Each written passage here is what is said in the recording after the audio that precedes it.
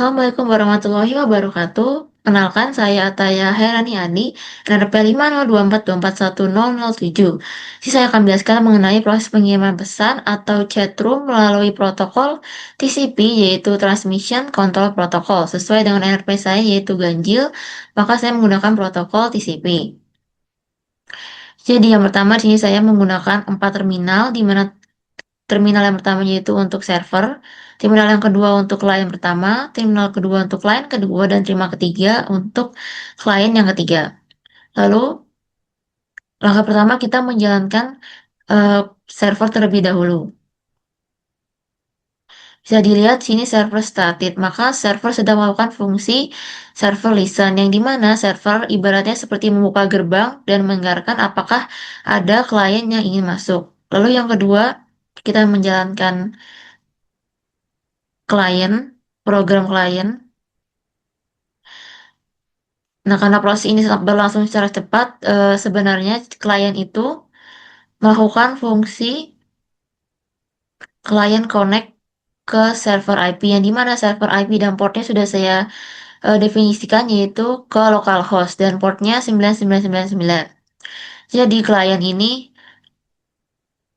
melakukan proses three-way handshake, yaitu synchronize, acknowledge, dan juga acknowledge, yang dimana handshake ini memastikan bahwa kedua belah pihak siap untuk bertukar data.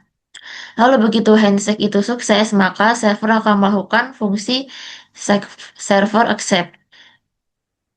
Yang dimana begitu handshake sukses, maka server akan membuatkan satu songket khusus untuk klien tersebut. Di klien akan mengetikkan nama sesuai dengan fungsi input message tersebut. Nah, di sini saya menggunakan encode karena TCP itu hanya mengerti data berupa bytes 0 dan 1, maka fungsi encode ini digunakan untuk mengubah string komputer menjadi deretan bytes. Kemudian eh, munculnya tulisan welcome to chatroom. Nah, di sini server melakukan proses menerima data pada fungsi berikut. Jadi server ini menjalankan membuat thread khusus untuk klien, yang dimana klien ini sedang blocking atau standby menunggu. Lalu begitu data bytes dari kiriman klien datang, maka server akan mengambilnya menggunakan rumus berikut. Dan di sini saya menggunakan decode kebalikan dari encode tadi, bahwa untuk mengubah kembali deretan bytes yang diterima di server menjadi string utuh yang bisa dibaca oleh manusia. Lalu di sini saya akan mencoba juga di klien yang berikutnya, masukkan nama.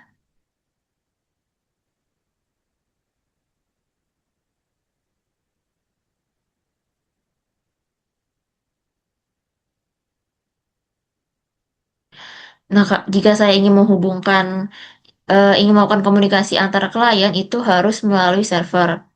Jadi pada saat klien mengetikkan input nama, maka di server muncul tulisan join the chat.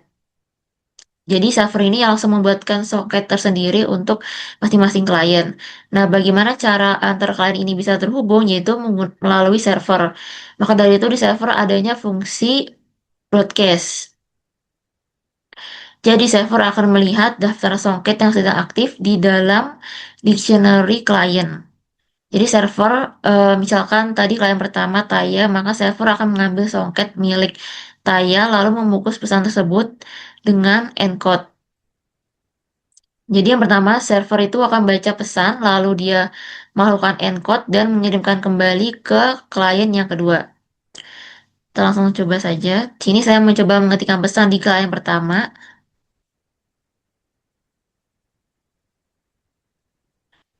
kirimkan melalui server, dan juga bisa dilihat di klien yang lain. Begitu pula di klien yang kedua.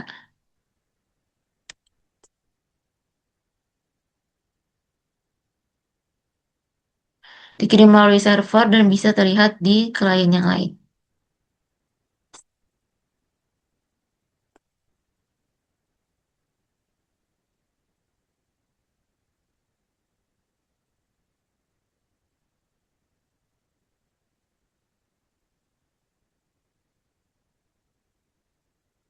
Dan sini saya juga mendeklarasikan IP server yaitu menggunakan 000 agar bisa diakses dari jalur manapun. Lalu untuk klien sendiri, saya mendeklarasikan fungsi IP server yaitu ke localhost.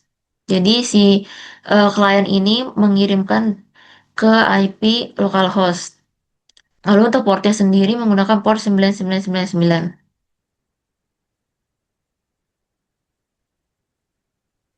Nah, jadi perbedaan TCP dengan UDP itu terletak pada proses handshake-nya, yaitu jika dari klien ingin mengirimkan data, itu harus melalui proses handshake terlebih dahulu sebelum dikirim. Lalu untuk TCP ini dia harus menggunakan IP yang pasti, sudah ada tujuan. Jadi memastikan bahwa data yang dikirim itu memang benar-benar sudah siap di kedua jalur, dari klien maupun dari server. Lalu sekarang saya akan mencoba untuk menghapus salah satu klien.